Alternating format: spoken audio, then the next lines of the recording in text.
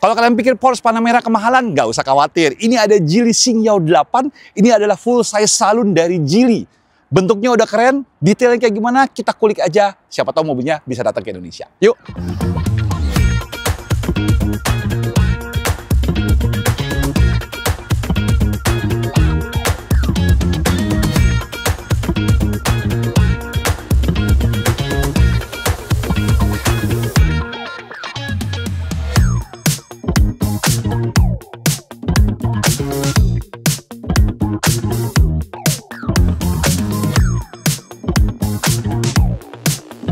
Bosan gak sih review bahas dari eksterior? Bosan. Tapi mobil ini eksteriornya wow banget. Nggak tahu kenapa ya, gue kan pemuja sedan. Jadinya bener-bener beda banget. Lihat deh, proporsinya mobil ini proporsional banget tuh. Belakangnya emang agak-agak coupe dan mobilnya memang panjang. Ya panjang, karena 5 meter lebih nih mobil. Basisnya dia sama dengan Zeekr 001 dan 007 GT. Kalau nggak salah basisnya dia sama. Tapi Geely memberikan beberapa aksen yang berbeda. Dan ini adalah Galaxy Series. Jadi logonya udah kotak, bukan perisai lagi. Lampunya full LED, ya kan? Di bawahnya sini dia baru ada lampunya yang disamarkan dengan aksen-aksen chrome yang tipis tapi nggak terlalu norak banget gitu kan. Di bawahnya juga dia masih ada aksen lagi. Udah ada sensor buat adaptive cruise controlnya. Parking kamera buat bagian depannya. Terus stance-nya juga pendek banget. Kalau kalian lihat dari samping tuh. Stance-nya benar-benar pendek banget, mobilnya kelihatan rendah banget. Di sini juga udah ada HD kamera lagi. Gila, kameranya banyak banget. Di sini kamera lagi, di sini kamera lagi, di atas kamera lagi buat biasalah adas-adasnya. Dan adasnya termasuk lengkap karena dia juga sudah dilengkapi dengan LiDAR. Yes, dia sudah pakai LiDAR. Jadi dia sudah bisa semacam semi autonomous. Dan kalau kita lihat lagi spesifikasi kaki-kakinya, desain peleknya sebenarnya masih agak-agak generik kayak Geely kebanyakan. Tapi dia sudah mengadopsi ring 19 inci dengan ukuran ban 245 dengan profil 45. Jadi proporsi mobilnya tuh pas banget.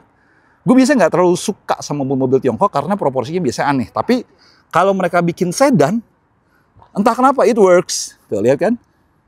Nice banget. Kita lanjutkan ke bagian belakangnya ya. Spionnya seperti ini. Handlebarnya udah flash, ada plusnya gitu kan, keren. Bahkan ada logo Galaxy-nya, detailnya di sini. Pindah ke bagian belakangnya bagian belakangnya ini loh. Either you like it or hate it, tapi gua suka banget karena dia mengadopsi ala-ala coupe seperti ini. Turun asli percis kayak Porsche Panamera. Potongan bagasinya juga seperti ini. Lampu Geely LED-nya juga sudah menyambung seperti ini juga. Dia sudah EMP. Plug-in hybrid-nya dari Geely Xingyao 8. Ada aksen abu-abu sedikit di sebelah sininya. Untuk memberikan biar nggak terlalu polos-polos banget. Dan lagi-lagi kalau kalian lihat siluet sepertinya. Kayak paus bongkok. Tapi ini yang bikin mobil-mobil kayak gini tuh punya appearance atau punya attractiveness yang beda kalau di jalan. Desain belakangnya juga agak lucu ya. Jadi kacanya bukannya one piece gitu, tapi dia bikinnya two piece gini. Jadi yang ini bisa kebuka cupnya gitu kan, cup bagasinya, tapi kacanya masih nempel separuh di sebelah sini. Lampu remnya juga masih ada di sini dan karakter lampu remnya Geely dan Zeekr tuh tengahnya selalu ada garis-garisnya, sisanya LED semua. Keren, konsisten karakter desainnya. Ada kamera lagi di sebelah sininya. Tuh, itu buat buka bagasinya. Bagasinya gede banget. Potongannya di situ. Di bawah sini masih bisa kalian dapetin beberapa penyimpanan lagi. Oke, dan tentu saja sudah elektrik.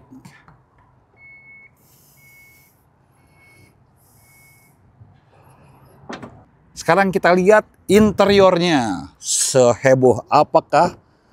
Nah, dia pakai kulit warna coklat kayak tan gitu. Ya. Kita lihat, kita duduk deh ya. Entah kenapa garis-garis desain seperti ini mengingatkan gue sama Mazda. Layering begini kayak Mazda. Tapi bedanya kalau Mazda, ya Mazda Cina sih layarnya banyak sih ya, gede juga. Tapi kalau Mazda layarnya nggak gede, kalau dia layarnya gede banget. Terus nih detail-detailnya dikasih aksennya. Sound system dia pakai Flyme Audio. Sampai head unitnya juga lagi-lagi dia pakai Flyme Auto. Jadi ini punyanya Meizu yang memang sudah dimiliki oleh Geely. interface-nya sama dengan mobil-mobil Geely lainnya. Responsivitasnya juga bagus karena dia sudah dilengkapi dengan chipset yang paling baru dan paling kencang. Di bawah ke sini kita lihat ada wireless charging 50 watt juga bisa ada di situ. Terus beberapa tombol-tombol pengaturan volume. Ditutup nih, ada aksen kayunya ya. Jadi ada cup holder di sini. Buka ke sini dia masih ada center console box yang lumayan gede. Ada lagi cup holder buat belakang kayaknya 2, dan kursinya bisa kalian atur dari samping untuk bagian penumpangnya. Ke bawah lagi dia punya konsistensi dengan floating ya center console-nya, dan ada USB A maupun C, tapi 12 voltnya gua nggak ketemu. Uniknya lagi mobil ini juga sudah menggunakan ini. Jadi untuk membuka pintunya dan menutup pintunya kalian pencet tombol. Tapi nggak usah khawatir kalau sampai ada apa-apa shit happens. Ternyata mereka masih punya cukup logic untuk menaruh tuasnya di sini. Jadi tuas manualnya di sini. Bisa kalian buka atau bisa kalian jangkau dengan mudah. Nggak usah nyongkel-nyongkel seperti kebanyakan mobil Tiongkok lainnya. Gimana interiornya?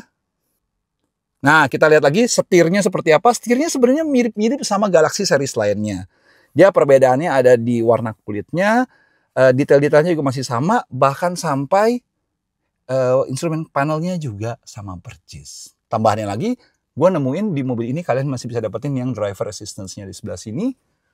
Wow, kacanya gede banget. Jadi ini glass roof ya, gede banget. Dan hal sama yang gue temukan di si Monjaro juga gue temukan di sini. Lihat deh, lucu nih. Masih ada vanity mirror dan di sininya separuh kaca. Jadi kalau kalian tutup atau kepanasan, ini kalian masih bisa dapat visibility yang bagus. Spion sininya sudah frameless semuanya.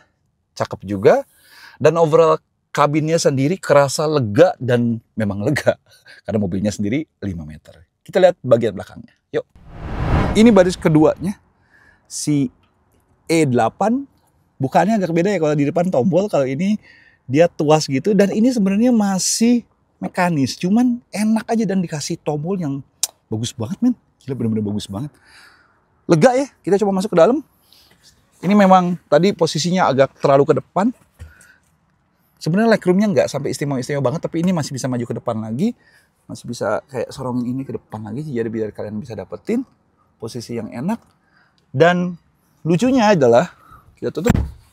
Ini memang karena ini mobil setir kiri ya, jadi diharapin bosnya duduknya di sebelah sini. Karena di sebelah sini itu banyak sekali pengaturan untuk kursinya yang sudah elektronik tuh. Bisa maju mundur. Tuh. Terus bisa ada pemanas, ventilasi. Wow.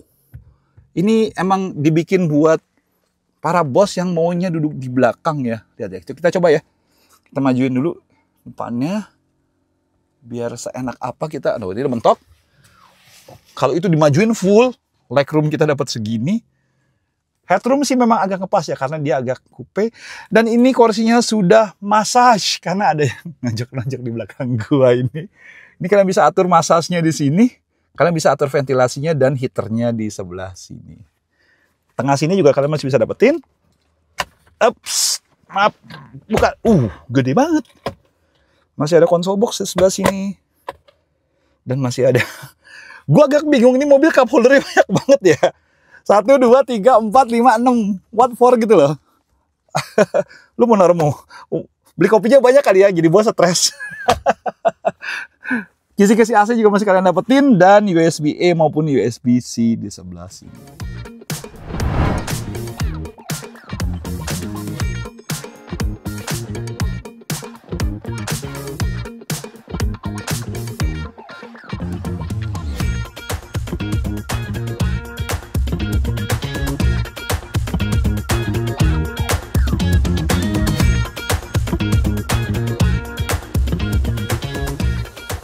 Gue penasaran banget rasanya, cuman sayangnya di kesempatan kali ini kita nggak dikasih kesempatan untuk nyobain mobil ini di test drive-nya.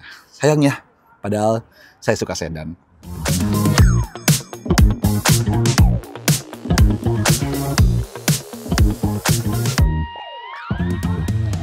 Oke, sekarang kita sampai pada kesimpulannya si Geely Xingyao 8 ini. Ini ada full size salon dari Geely dan surprisingly gue suka banget sama desainnya. Memang range-nya 500 sampai 600-an bukannya sesuatu yang sampai gimana-gimana banget. Tapi balik lagi, ada beberapa faktor yang bikin dia tuh menarik banget. Kayak kursinya bisa disetel, ada massage-nya. Ini mobil buat bos-bos yang disopirin kasarnya. Tapi balik lagi, apakah Geely Indonesia akan membawa mobil ini? Gue sih nggak yakin ya, karena pasar sedan kita nggak terlalu bagus banget. Tapi ya boleh dong mimpi dong. Siapa tahu ada niatan membawa ini ke pasar Indonesia. Gimana menurut kalian? Oke, sekian video kali ini. Thank you udah nonton. Kalau kalian suka video ini, klik like, subscribe, saran, komen, dan jangan lupa tekan tombol lonceng untuk tahu video-video terbaru dari Auto Netflix. Audi sign off dari Hangzhou. Thank you udah nonton. Bye-bye.